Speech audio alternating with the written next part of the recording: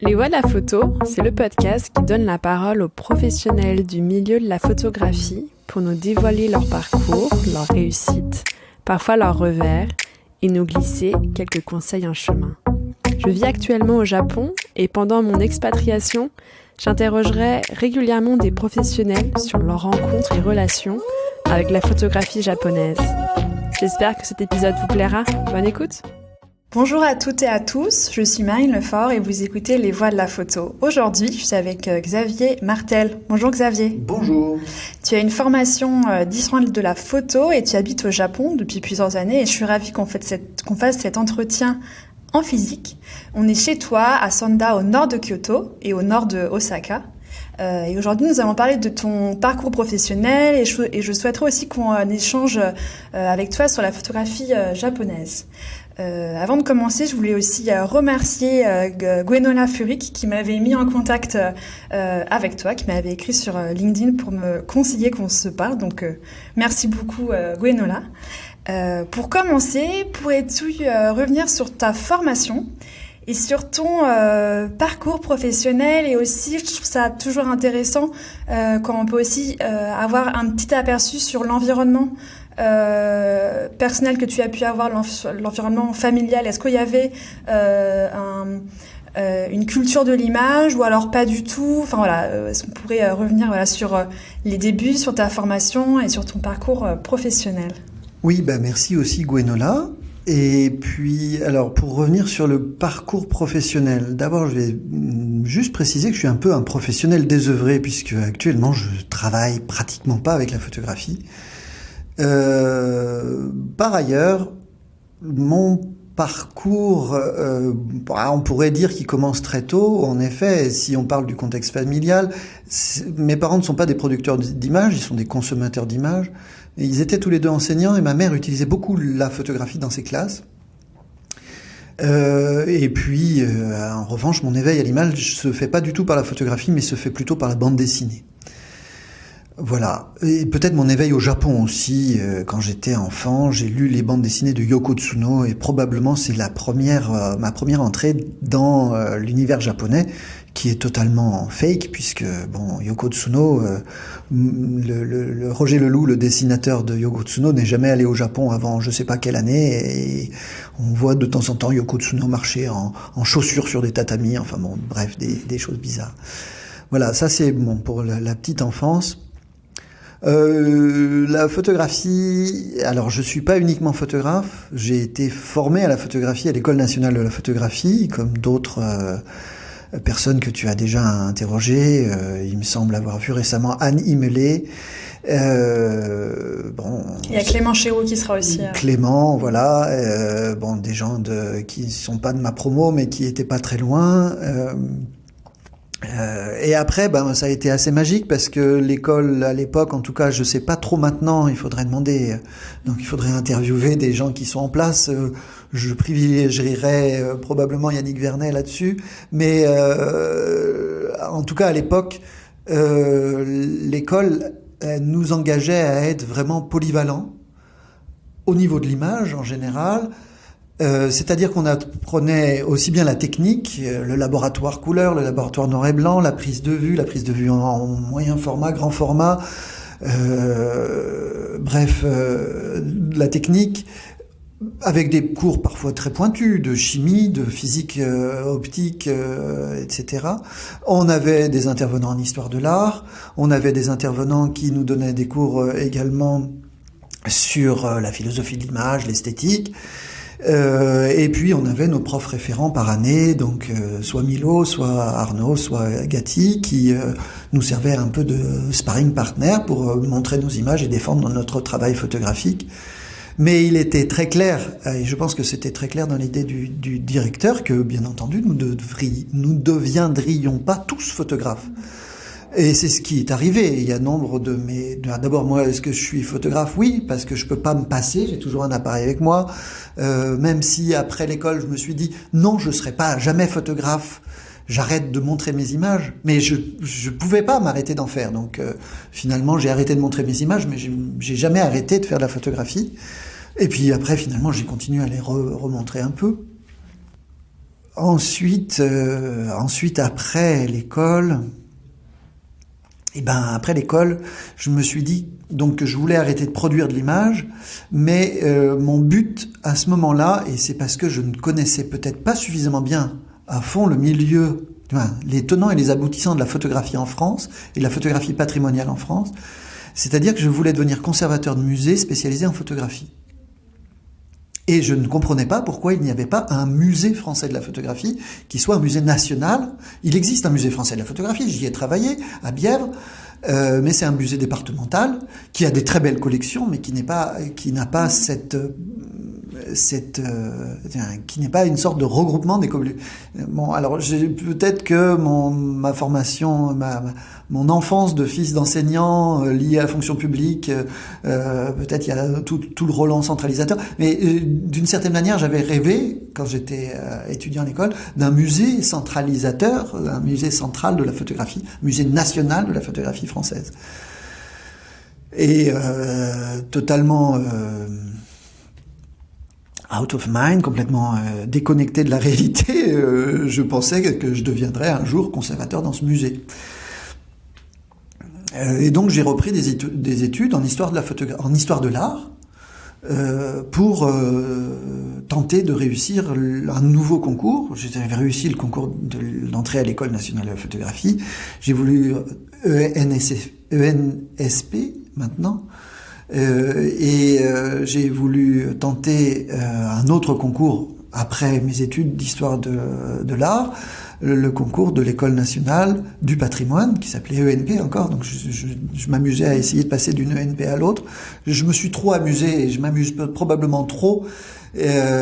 Pourtant, je sais être sérieux suffisamment quand je prépare des expositions ou des choses comme ça.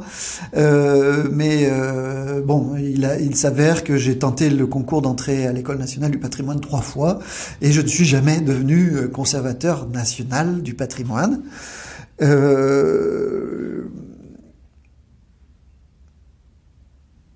Dommage pour moi.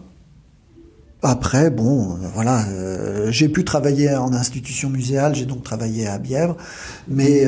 Pendant combien de temps ? J'ai travaillé 5 ans. Et tu étais chargé tu étais en lien avec les collections ? Oui, j'étais chargé des collections qui n'étaient pas les collections techniques, c'est-à-dire Bièvre est un musée extraordinaire qui a des collections extraordinairement larges. C'est-à-dire que Fage, quand il a créé le musée, Fage était un ingénieur et donc c'était un passionné de technique. Mais à la fois c'était aussi quelqu'un qui faisait de la photographie, donc il avait un amour de l'image. Et à la fois il était suffisamment allumé pour bien comprendre que la photographie était partout. Et donc dans les collections du musée, il y a des anciennes photocopies, des anciens photocopieurs. Parce que la xérographie, c'est un procédé photographique, un procédé allié à la photographie. Donc voilà, c'est les collections de Bièvre sont protéiformes. Et donc moi j'étais lié aux collections, à l'immense reste, c'est-à-dire ce qui n'est pas image photographique, noble entre guillemets, on va dire, du daguerreotype, pour le faire vite, du daguerreotype à l'image numérique. Les collections regroupent à peu près tous les procédés.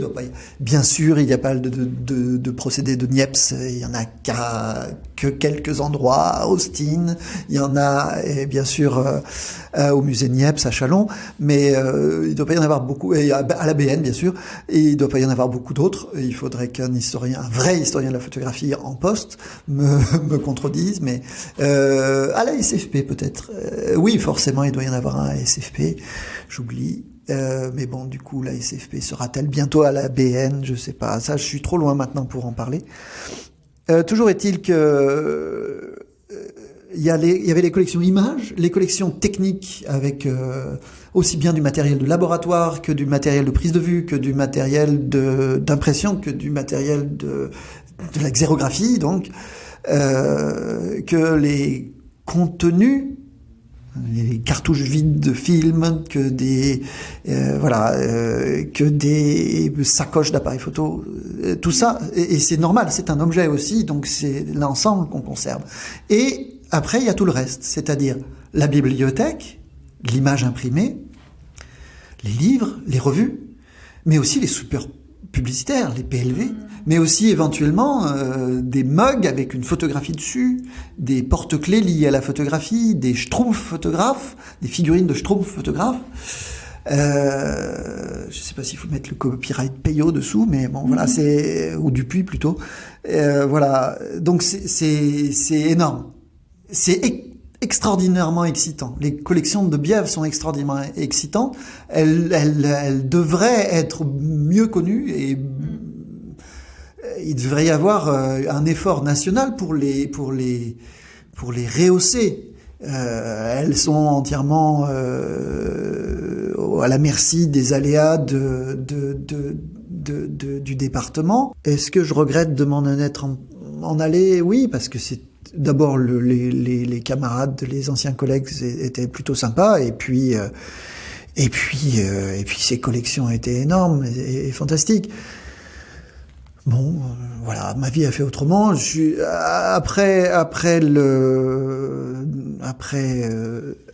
pareil. Là, j'ai aussi échoué encore à un concours. Je n'ai réussi qu'un concours dans ma vie, c'est le concours d'entrée à l'école nationale de la photographie. Je n'ai jamais pu rentrer à l'école nationale du patrimoine, et je n'ai même pas réussi non plus le concours de la fonction publique territoriale pour devenir attaché de conservation. Bon, donc j'ai eu. Tu as tenté ce concours à ce moment-là? Oui, pour pouvoir pérenniser ma place au musée, puisque j'étais vacataire en fait. Je faisais fonction de conservateur. J'ai jamais eu un titre. Comme j'ai jamais eu le titre d'enseignant, j'ai enseigné à l'université l'histoire de l'art du 19e siècle, mais à Paris 1, à Saint-Charles, pour les arts plastiques, mais j'ai jamais été enseignant, j'étais vacataire tout le temps. C'est une copine qui m'a dit, tiens, il y a un poste qui se libère. Un autre copain qui libérait le poste, Paul-Louis Roubert devait s'en aller, je pense, où on a dû enseigner à un moment tous les deux en connexion, et puis il est parti, et il y a une copine qui m'a mis sur le coup du poste de Paul-Louis, et puis j'ai pu donner des cours d'histoire de l'art du 19e siècle. Du coup, à la suite de Bièvre, c'est ça? Non, ça c'était avant et pendant Bièvre. D'accord. En fait, la fac a duré, j'étais vacataire, comme j'étais par ailleurs en doctorat, mais j'ai jamais été ATR non plus, parce que j'étais pas thésard.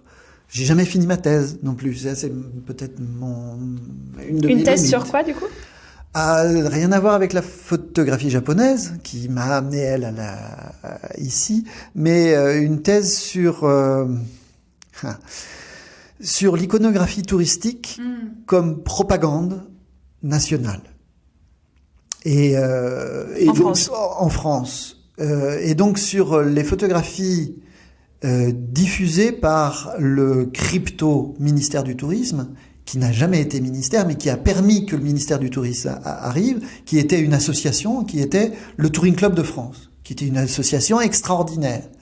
C'est une énorme chose qui a été créée en 1895 et qui, en 1900, avait 1 million de membres.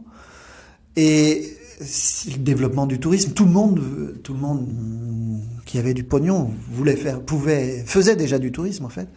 Et à la fois, il y a eu une volonté très vite du Touring Club de France de demander à ses membres de contribuer à lui envoyer des photographies, et par ailleurs, il a délégué 2 de ses membres pour faire un tour de France photographique. C'était des éditeurs, c'était pas des photographes, Charles et Louis Boulanger, et ils ont fait un tour de France photographique en produisant un nombre considérable de photographies de toute la France, ce qui a forgé une certaine esthétique de la photographie en 1900. Ils ont édité un livre un livre en plusieurs volumes, une saga, qui présentait tous les départements de France. Donc le Touring Club de France édite ce livre qui s'appelle Sites et Monuments, dédié à la France, et les photographies à l'intérieur sont d'un style documentaire très affirmé, et à la fois complètement étonnante, en privilégiant bien souvent des pleines pages au format portraits, donc à la verticale, et qui étaient des paysages. Ce qui est assez troublant. C'est-à-dire que, tout de même, reste toujours l'idée du paysage horizontal. Or, dans cette parution, il y avait un nombre considérable de pleines pages photographiques, non forcément liées au monument, mais liées à des paysages en format vertical. C'est vraiment étonnant. Donc j'ai commencé à m'intéresser à ça, suite à ma maîtrise que j'ai dû faire avec... C'était Jean-Philippe Chimeau, mon directeur de maîtrise, sur les photographes excursionnistes. Du coup, ce lien avec la photographie japonaise est venu après Bièvre ou quel est un petit peu... Non, il est venu avant Bièvre. D'accord. Je suis allé à Bièvre à cause du Touring Club de France, parce qu'il y a une partie des archives du Touring Club de France qui a été versée à Bièvre. Okay. Donc c'est pour ça que j'ai pu rentrer à Bièvre. Je suis allé, en revanche, à la SFP.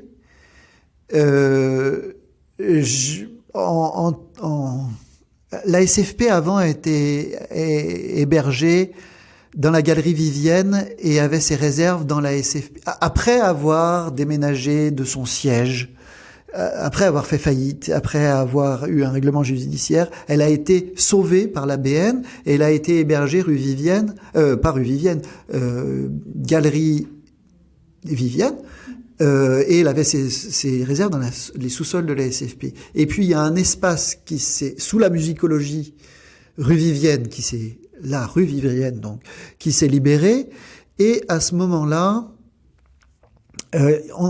ils ont dû déménager. Et donc, pendant qu'on était Galerie Vivienne, il a fallu faire l'inventaire. En faisant les récollements des collections, je suis tombé par hasard sur un lot de photographies japonaises des années 20 jusqu'aux années 60, globalement. 70, il y avait dans cet énorme lot. Et donc, j'ai posé des questions, je voulais savoir, c'était marrant. Puis, j'ai quand même reconnu, il y avait quand même des vintage de Tomatsu, il y avait quelques photographies de Narahara, il y avait Gen Otsuka, enfin mais des photographes Gen Otsuka on le connaît pas vraiment en France, mais pas mal de photographes d'horizons différents. Et puis des photographes pictorialistes japonais des années 20. Et donc je fais ça avec grand intérêt. Je fais ce récollement, je regarde ces photos avec grand intérêt, et puis je les laisse dans un coin de ma mémoire.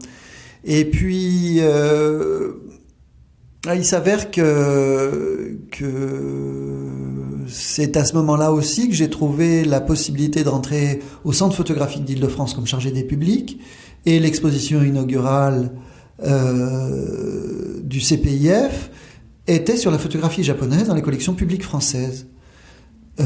Sylvain Lison, alors directeur, qui avait travaillé au Centre national des arts plastiques, connaissait bien les collections publiques en termes de photographie japonaise, et donc avait fait une sélection. Et puis moi, j'avais fait un petit complément avec quelques photographies de la SFP.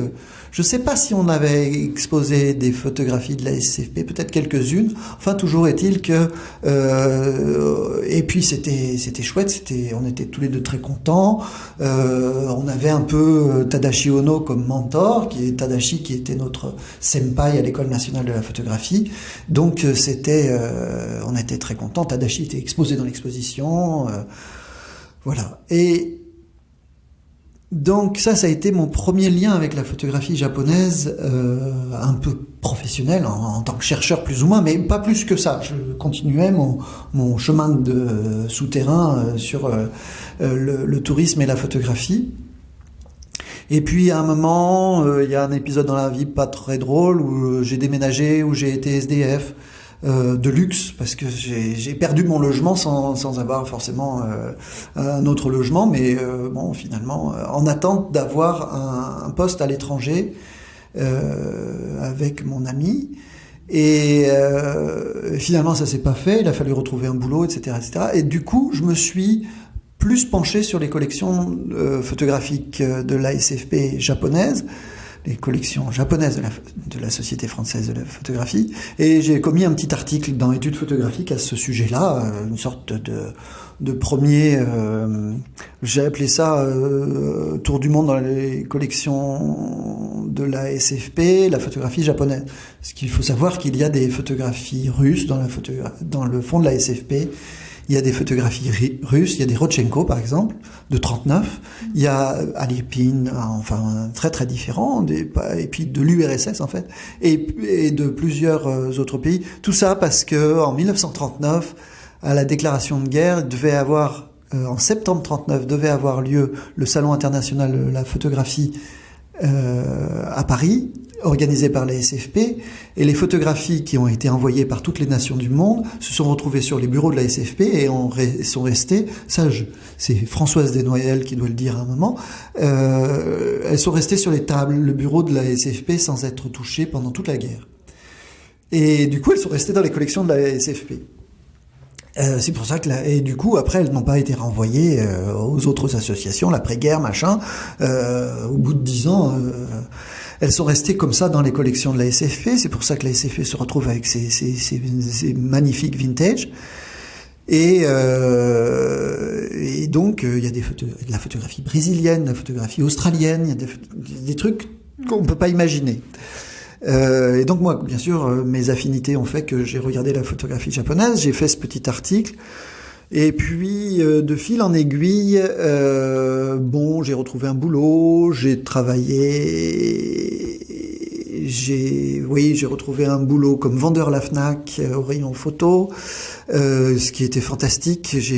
C'est toujours une très bonne expérience de changer de lunettes. Puis tout ça en essayant de finir ma thèse, machin, bon. Et puis, un ami est parti en formation, un ami qui travaillait à la mission pour le patrimoine photographique est parti en formation et il m'a proposé de le remplacer au pied levé sur une exposition sur la photographie japonaise. Et il a donné à son patron, Pierre Bonhomme, mes références. Et donc cet ami, que je remercierai jamais suffisamment, Yannick Vigourou, est parti en formation et il m'a laissé sa place pour développer ce projet d'exposition sur la photographie japonaise qui s'appelle Japon 1945, qui s'appelait Japon 1945-1975, un renouveau photographique, et qui explorait globalement la photographie japonaise sur les 30 ans d'après-guerre. Peut-être la période la plus dynamique de la photographie japonaise, avec pour moi un des photographes les plus emblématiques de cette période, qui est Tomatsu Shomei.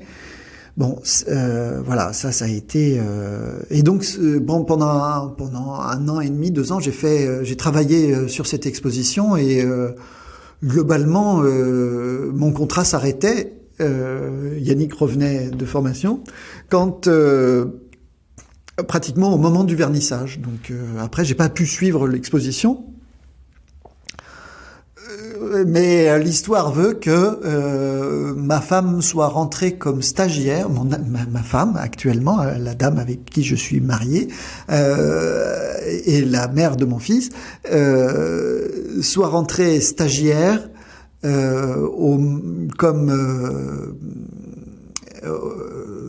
sur les expositions de patrimoine photographique au moment où il fallait ranger l'exposition. Donc on s'est croisés et on s'est rencontrés pour la première fois en 2005, c'est-à-dire un an après, alors que j'étais devenu lauréat de la Villa Kujoyama pour une recherche sur les liens entre la photographie française et japonaise, globalement au XXe siècle, des années 20 aux années à maintenant, on va dire. Avec tout cette j'avais pas fini ma thèse, j'avais plus de poste, mais à la fois j'étais très confiant dans le fait que la photographie japonaise avait une certaine aura en France et qu'il me semblait qu'il ne serait pas trop difficile de continuer à développer cette chose-là. Sauf que, naïf que j'étais encore une fois, c'est des modes. Et donc ce qui était à la mode à ce moment-là, le soufflet le soufflet de la photographie japonaise comme mode en France est retombé. Grosso modo, quand je suis revenu, il y avait un petit intérêt encore pour la photographie japonaise, mais il n'était absolument pas question de faire une grande exposition sur la photographie japonaise, sur l'histoire de la photographie japonaise à ce moment-là. Je suis allé voir un peu à droite à gauche, et on m'a dit non, aucun intérêt pour ça, on vous appellera. Bon. D'autant plus que j'étais nulle part, donc j'ai essayé. Mauvais retour, je suis rentré, pas de suivi à l'époque. La villa à l'époque, c'était un directeur qui était pas en permanence, qui était le directeur de l'Institut français. La Villa Kujoyama, du coup, juste pour redire, c'est du coup une résidence d'artistes qui se trouve à Kyoto et qui fait partie du réseau de l'Institut français et qui, comme la Villa Médicis, Villa Velasquez et Villa Albertine, maintenant, est une résidence qui accueille des artistes plasticiens, danseurs, musiciens, chefs, historiens, commissaires, voilà, sur des périodes de quelques mois. Et art and craft. Il ne faut pas oublier le développement au Japon, c'est très important.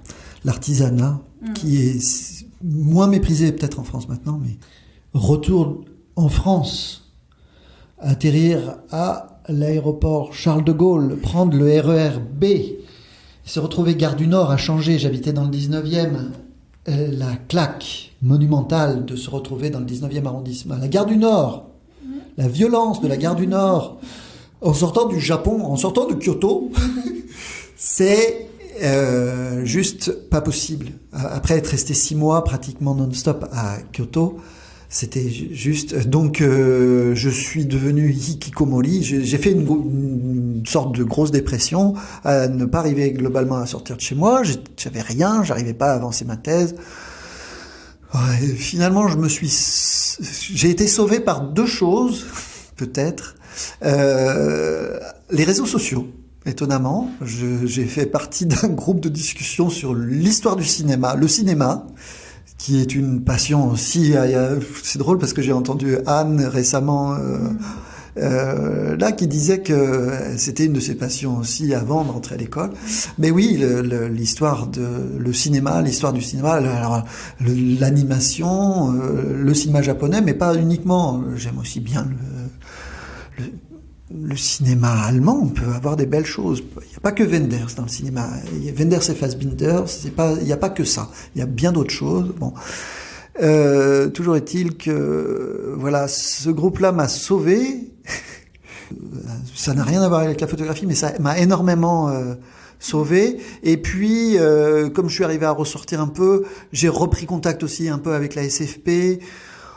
Oui, il y avait aussi Christian Gattinoni qui m'a demandé d'écrire un petit article dans Aframas, la revue de l'École nationale de photographie. Bon, on est venu me chercher pour me tirer, sans savoir que j'étais forcément très mal, n'arrivant pratiquement pas à sortir de chez moi. Et donc, je suis allé au Musée français de la photographie pour voir un appareil de projection, dans l'idée éventuellement, naïf que j'étais, de l'emprunter un court moment pour faire une projection de plaques de verre, de plaques autochromes. Et bien entendu, j'ai été très gentiment accueilli par Elisabeth Guimard et pour une fin de non-recevoir, puisque un objet patrimonial ne peut pas servir de projecteur, ne peut pas se remettre en activité. Et il n'y avait pas d'autre possibilité, puisque voilà, ce qui était tout à fait normal. Et du coup, Elisabeth Guimard m'a demandé si je voulais travailler avec elle, donc j'ai dit oui à ce moment-là. Pour reprendre peut-être avec l'idée de conservateur d'un musée national de la photographie, c'est impossible en France, et ça je l'ai compris finalement assez récemment, quand j'ai, juste avant de venir habiter au Japon, quand j'ai travaillé pour un projet qui malheureusement est défunt, ou en tout cas en arrêt à longue durée, un projet qui avait été mené par le ministère de la Culture, qui avait délégué plutôt la réunion des musées nationaux et du Grand Palais pour la construction du projet d'un portail français de la photographie, qui s'appelait Arago. Et la gageure était de présenter et donc de faire se parler un minimum entre elles les différentes institutions publiques où est conservée de la photographie, où sont conservées des photographies, c'est-à-dire la photographie est partout en France, les archives municipales, départementales, nationales, les bibliothèques, pareil à tout échelon, et les musées, pareil, à tout échelon, musées privés également, qui ont des collections photographiques. Et donc, essayer de présenter dans un portail des photographies issues des collections publiques. Et puis, normalement, l'idée de développement était d'inviter également des privés, que ce soit les galeries, etc., à présenter, tout ça étant l'idée d'avoir une vitrine de la photographie en France, pas forcément française, mais en France. Un projet extrêmement intéressant, avec des limites. C'était la RMN, la Réunion des musées nationaux, qui organisait ça, et l'agence photo de la RMN qui organisait ça. Et donc pour elle, je pense que l'agence photo de la RMN voyait ça comme un moyen de diffusion.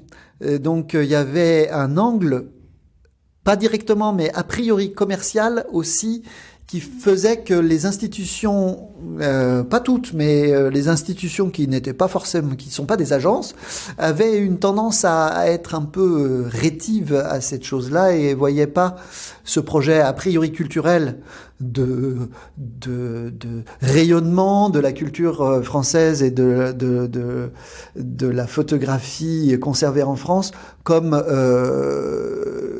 désintéressés. Elle voyait peut-être ça d'un mauvais œil. Maintenant, l'idée d'avoir un lieu central, ça aurait été ça en fait. L'idée, ce portail français de la photographie, pour moi, c'était l'incarnation d'un musée centralisé ou d'un musée national de la photographie, qui n'est pas forcément un musée. C'est sûr que les logiques de collection des archives, les logiques de collection d'une bibliothèque et d'un musée sont complètement différentes. On n'a pas les images dans ces collections, les photographies, les objets conservés n'ont pas le même statut dans ces trois institutions. Donc c'était un peu une gageure, et puis on était arrivé quand même à faire quelque chose. Imparfait, mais ça s'est ouvert. Et, pour l'inauguration, j'étais plus là. Pour la préfiguration, j'étais encore là. On a lancé ça à Arles, c'était en 2011. Aux rencontres, on a lancé ça, une préfiguration, et puis finalement, ça a été inauguré en 2000. À Paris Photo 2011, on avait un petit espace pour présenter ça sur un mur, avec des écrans vidéo et faire un peu la promotion de la chose. Et puis il y a eu ouverture de ce portail en 2012. Au printemps 2012, j'étais déjà là, donc j'ai pas assisté en direct. Ça a duré 2 ans, et puis après, pour moi, c'est encore un échec, qui était un objet suffisamment intéressant pour pouvoir faire ma promotion au Japon en disant voilà sur quoi je travaille. Et je disparu, donc et puis il y a plus de traces, il doit y avoir des archives, il doit y avoir des disques durs qui restent, il doit y avoir des infrastructures. En tout cas, le nom de domaine n'existe plus. Je pense que la RMN n'est plus du tout dans l'action.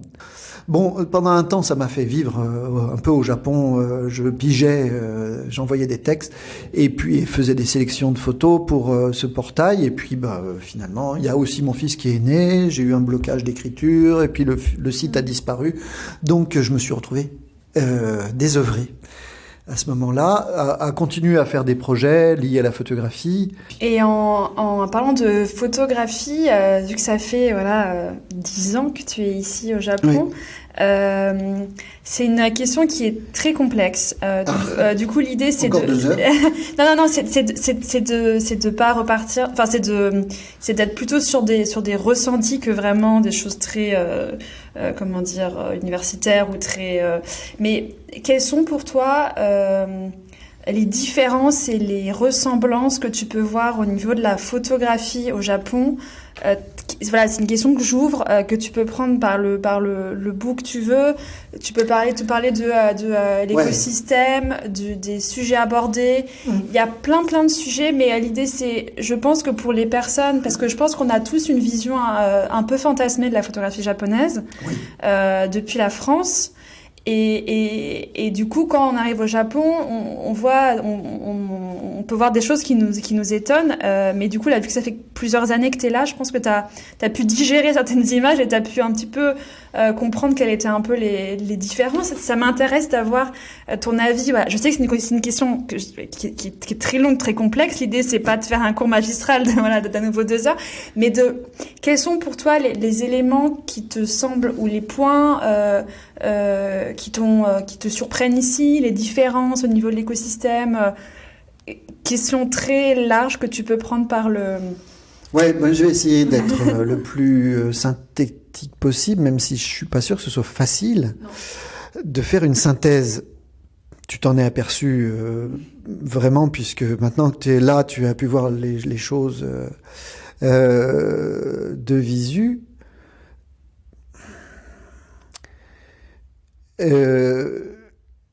J'avais en projet, en venant ici, comme projet accompagnant mon travail de rémunéré sur Arago, le portail français de la photographie, d'essayer de produire une histoire de la photographie japonaise. D'abord, j'ai eu la question du départ sur image de la photographie japonaise, histoire de la photographie japonaise faite par des Japonais. Est-ce que ça commence du moment où les Japonais font des photographies au Japon, ou est-ce que la photographie japonaise commence par les étrangers qui photographient au Japon? Ça, c'est toujours une question pour moi, parce que... Pourquoi? C'est assez marrant. J'ai du coup parlé de la photographie américaine. J'aime la photographie américaine, j'aime la photographie en général. Bon, j'aime beaucoup Ansel Adams, j'aime beaucoup Weston. Le deuxième pays inventeur de la photographie, c'est les États-Unis avec Kodak et avec toute la culture qui va derrière et qui s'est développée avec les très grands photographes américains. Le troisième pays inventeur de la photographie, c'est probablement le Japon avec Nikon, Canon et le numérique aussi. Et avec des photographes qui vont avec tout ça. Mais donc, je reprends sur les États-Unis. Adorant la photo, Walker Evans, Weston, aussi divers que Weston et Walker Evans quand même. On n'est pas à l'opposé du spectre, mais j'ai compris en arrivant aux États-Unis pour la première fois, en me promenant aux États-Unis, en prenant une bagnole aux États-Unis, pourquoi ils faisaient ces photographies. Parce qu'il y avait... la photographie est liée au lieu, intimement. Et donc, il y a une photographie américaine, mais qui n'est pas propre aux Américains. Robert Frank n'est pas américain, il est suisse. Et puis, les premiers photographes américains, ils n'étaient pas américains, ils venaient d'ailleurs, la plupart du temps. Donc, il y a ce lien au territoire qui est très très fort. Et donc, pour moi, peut-être que le début de l'histoire de la photographie japonaise, Felice Beato, qui n'est pas du tout japonais, est probablement un photographe japonais. Vivant au Japon, ayant vécu au Japon en 2005 pendant 6 mois, revenant au Japon pour y habiter depuis 2012, je suis peut-être devenu un photographe japonais. Voilà, alors ça c'est faire de la photographie dans ce pays que j'aime suffisamment, dont j'aime en tout cas énormément les paysages et la nature, fait-il de moi un photographe japonais? Bon, ça c'est la première question sur l'idée de photographie japonaise.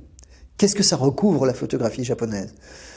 Alors, je sais que Daido Moriyama, Nobuyushi Araki, pour parler des 2 photographes japonais les plus connus en France, sont des photographes japonais qui font de la photographie au Japon essentiellement et qui seraient des représentants de la photographie japonaise dans l'imaginaire français. avec, pour Daido Moriyama, une sorte de père spirituel qui est, pour moi, l'énorme photographe qui était Tomatsu Shomei, qui n'a pas travaillé qu'au Japon, même s'il a essentiellement travaillé au Japon. J'ai tendance à avoir une admiration assez forte pour les photographies qu'il a fait en Afghanistan. Alors que c'était pas non plus un grand reporter. Il est quand même plus connu pour toutes ses photographies du Japon et que les photographies d'Afghanistan, le pays de la terre. Il y a un peu de ça. Lui qui vient d'une ville de céramique, qui est né dans une ville de céramistes, qui a un de ses premiers reportages sur la céramique, sur un village de céramique, édité chez Iwanami Shoten. Peut-être que c'est ça, en fait. Finalement, la photographie japonaise, c'est cette photographie qui est produite au Japon. Comme la photographie française ne se réduisant pas non plus à la photographie humaniste, mais qu'est-ce que c'est que la photographie française? Est-ce qu'on peut en faire une photographie de la photographie française? La photographie française, c'est... Et qu'est-ce que c'est que la photographie allemande?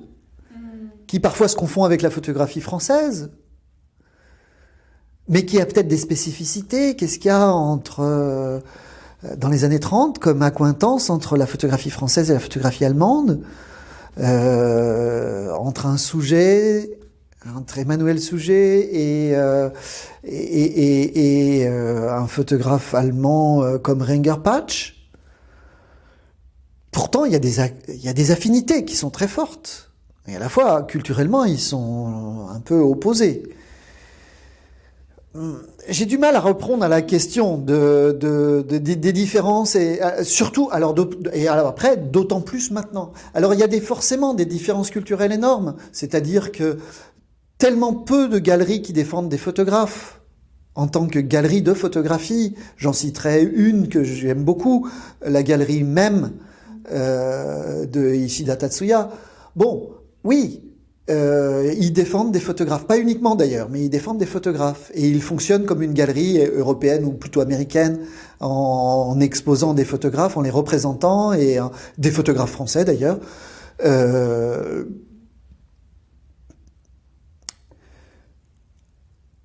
Mais voilà, combien y a-t-il de galeries de photographie qui fonctionnent à peu près comme aux États-Unis ou comme en Europe?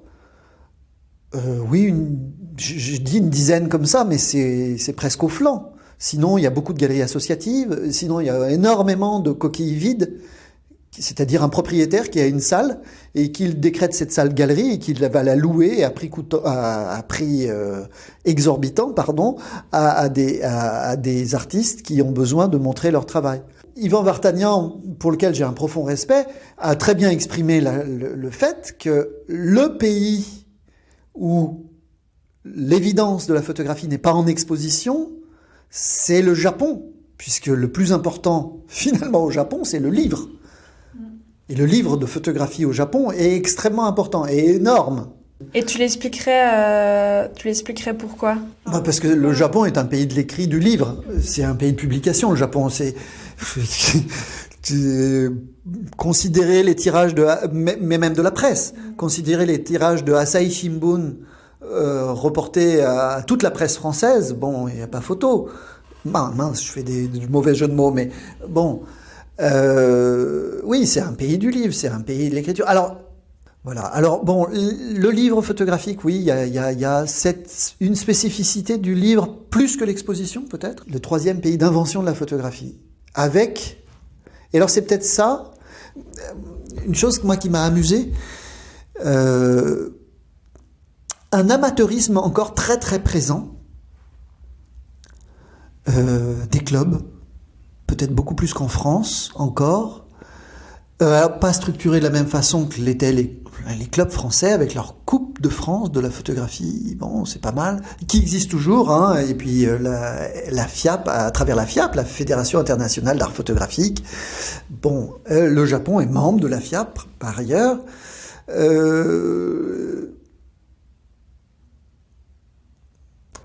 J'ai peut-être pas encore suffisamment bien digéré ces 10 ans.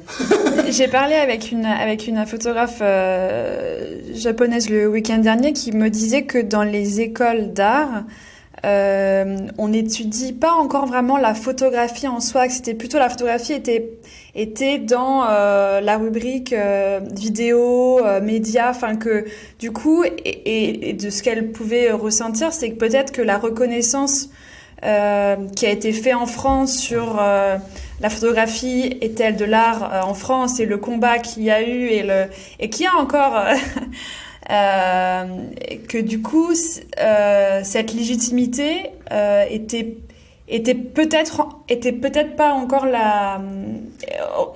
le même statut au Japon parce que de façon assez scolaire il y a peut-être pas encore cette reconnaissance, en tout cas la photographie est-elle de l'art, et que pour plein de raisons, mais qu'en tout cas je trouvais ça du coup intéressant de se rendre compte que effectivement nous il y a des choses qu'on peut penser comme acquis, qu'il y a eu des gens qui se sont battus, qui se sont posé la question pour que ce soit considéré comme de l'art, et que du coup au Japon le entre guillemets le combat, enfin en tout cas cette légitimité est peut-être encore en cours quoi.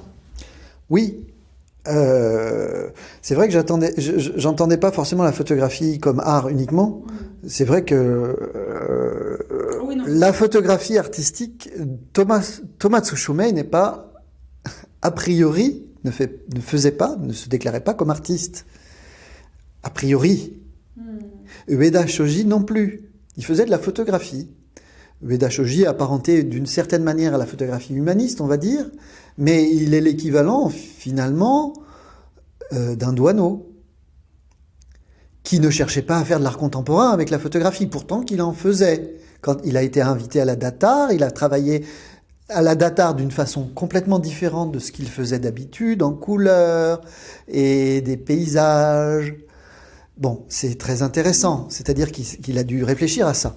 Ueda a été un photographe professionnel, mais qui travaillait, et éventuellement en portrait, mais qui travaillait aussi au quotidien à prendre de la photographie qu'on dira humaniste. Un photographe humaniste se déclare-t-il comme artiste? Je sais pas. Qu'est-ce que c'est la photographie artistique? Ça aussi, c'est à définir, c'est large. Mais en effet, l'art photographique, les artistes, les grands photographes japonais reconnus comme artistes, Sugimoto ne fait pas carrière au Japon, il fait des expositions au Japon. Il a fait carrière aux États-Unis, il n'a pas fait carrière au Japon. Araki, c'est un phénomène. Mais au Japon, je ne pense pas qu'il soit considéré comme un artiste. Il est considéré comme un faiseur de bouquins, de livres, comme un maniaque de la photographie. D'autres photographes contemporains, finalement, vont être plus connus à l'étranger en tant qu'artistes qu'au Japon. Il y a vraiment une... en effet, en restant au Japon, on pourra faire son travail artistique, mais est-ce qu'on est vraiment reconnu en tant qu'artiste par une infime partie? Les galeries, mais c'est pas uniquement avec la photographie, c'est avec l'art contemporain en général. Le marché de l'art contemporain au Japon, c'est pas un secret, n'est pas inexistant, mais il est extrêmement réduit. Les collectionneurs japonais ne se comptent pas sur les doigts de deux mains, mais pas beaucoup plus. Voilà, on n'aura pas ce qu'ont développé aussi en France certaines galeries, les galeries en général.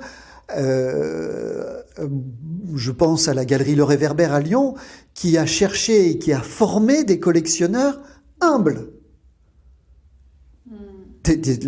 C'était Catherine Derrioz, Jacques Damez ont toujours eu l'ambition de former des jeunes collectionneurs et des collectionneurs qui puissent s'offrir des photographies ou de l'art, même s'ils sont s'ils sont humbles, s'ils sont pas très riches, pour développer un goût et un marché aussi. Ils sont pas seuls, hein, la galerie Le Réverbère n'est pas seule. C'est l'exemple qui me vient en tête. Je suis lyonnais et il s'avère que j'aime cette galerie depuis que je suis tout petit quasiment. Elle est née, j'étais adolescent.